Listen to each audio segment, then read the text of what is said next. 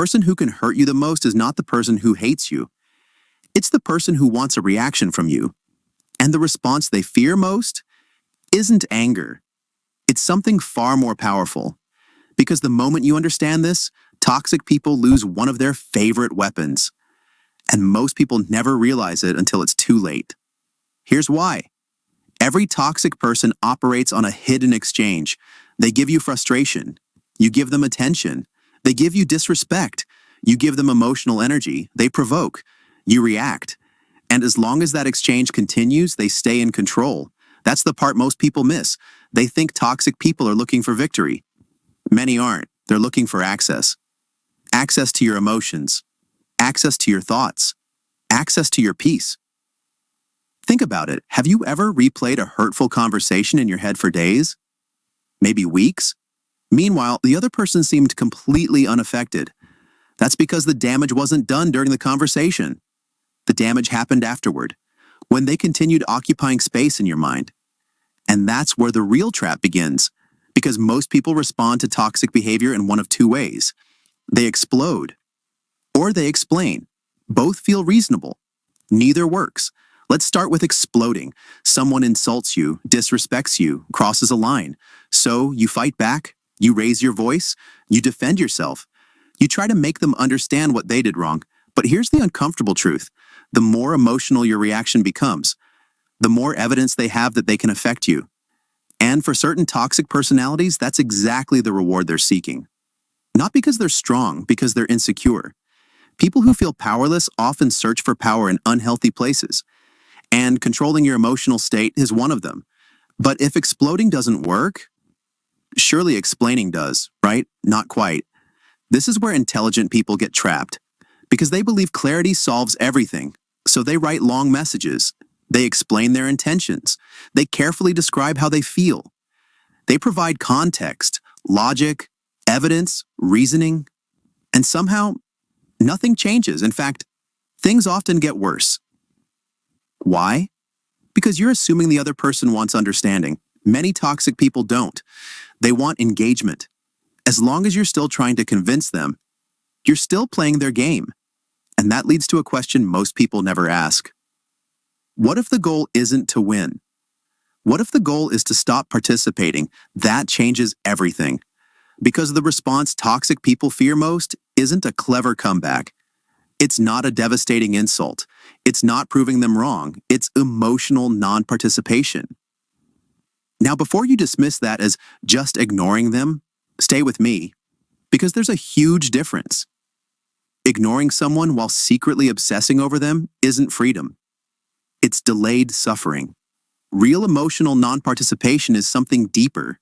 It's when they can no longer dictate your internal state. And that's incredibly difficult, because toxic people are often experts at triggering predictable reactions. They know your buttons, your insecurities, your fears, your weak spots. Sometimes better than you do. But here's what's fascinating. The moment they stop getting the reaction they expect, something changes. The dynamic starts collapsing. Imagine someone repeatedly throwing a fishing line into the water. Every time, a fish bites. Every time, they get rewarded. Why would they stop? They wouldn't. But what happens when nothing bites anymore? Eventually, the effort feels pointless. The reward disappears. And without reward, the behavior loses momentum. This principle shows up everywhere. In arguments, manipulation, guilt trips, passive aggression, even emotional games disguised as concern. And once you see it, you can't unsee it. But there's another layer most people never talk about. The reason emotional non-participation is so powerful isn't because it changes them. It's because it changes you. That's the real revelation. Many people spend years waiting for toxic individuals to become different. More understanding, more empathetic, more accountable. And sometimes that happens, but often it doesn't. The breakthrough comes when you stop making your peace dependent on their transformation. Read that again, because that's where freedom begins. Not when they apologize, not when they admit they were wrong, not when they finally understand your perspective. When your peace no longer requires any of those things. That sounds simple, until life tests it. Maybe it's a family member, someone you can't completely avoid. Maybe it's an ex who still occupies your thoughts. Maybe it's a friend who constantly drains your energy. Or maybe it's someone at work who seems determined to create conflict. Different faces, same pattern. They keep pulling, you keep responding. And every response strengthens the cycle until one day you realize something. You don't have to attend every argument you're invited to. You don't have to defend every misunderstanding. You don't have to correct every false assumption. And you definitely don't have to prove your worth to someone committed to misunderstanding you. That's one of the most expensive mistakes people make, trying to earn validation from the very people who are unwilling to give it. It's like trying to fill a bucket with a hole in the bottom. No matter how much effort you pour in, it never stays full. And the longer you try, the more exhausted you become. Which brings us to the response toxic people fear most. Not silence, not distance, not avoidance. Those are only the visible parts. The real response is indifference born from self-respect. That's different. Very different. Indifference isn't pretending you don't care. It's genuinely no longer needing their approval, no longer needing the final word, no longer needing revenge, no longer needing them to see your value. Because you already see it yourself, and that creates something toxic people struggle to influence. A person who is emotionally anchored, a person who knows who they are, a person who doesn't hand out control of their inner world.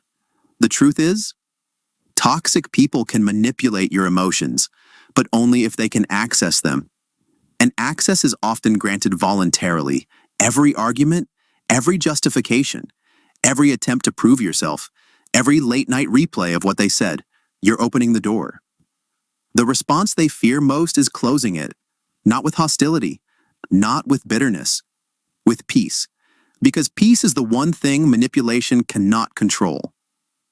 And when someone realizes they can no longer pull you into chaos, they lose leverage. Maybe not immediately, maybe not dramatically, but inevitably. That's why the most powerful response is often the least exciting one. It's not cinematic. It's not viral.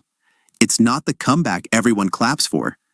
It's the quiet decision that their behavior no longer determines your emotional state. And once you reach that point, something remarkable happens. You stop asking, how do I make them change? And start asking, why am I giving them this much power? That question changes lives, because the moment you reclaim your attention, you reclaim your energy. The moment you reclaim your energy, you reclaim your peace.